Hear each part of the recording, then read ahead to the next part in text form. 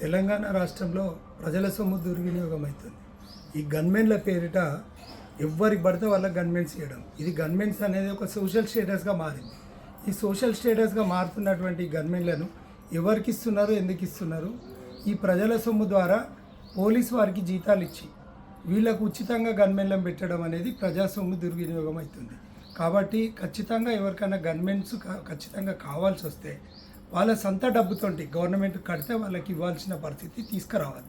దీని మీద ఎందుకంటే ఎంతమంది గన్మెన్స్ ఇచ్చిండ్రు, ఎవరెవరికి ఇచ్చిండ్రు, వాళ్ళు కోర్టు ఆర్డర్స్ తీసుకొని వచ్చి గన్మెన్స్ని తీసుకొని ప్రజల మధ్యలో పోయి మేము లీడర్లమని ఎలివేట్ అవుతున్నారు. కానీ ఈ ఎలివేషన్ అనేది కరెక్ట్ పద్ధతి కాదు.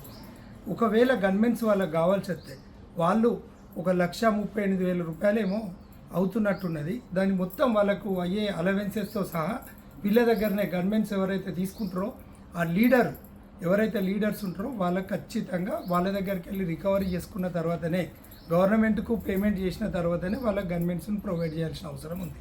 దీనిపైన ఈ వీడియోను వైరల్ అయ్యే వరకు కూడా అందరూ కూడా తెలంగాణ ప్రజలందరూ కూడా షేర్ చేయాలని, ఎందుకంటే ఈ గన్మెన్స్ అనే ఒక సంస్కృతిని ఖచ్చితంగా విడనాడాలని దీన్ని నేను వీడియో చేయడం జరుగుతుంది. నేను అల్లం నాగరాజ్, అడ్వకేట్, వరంగల్.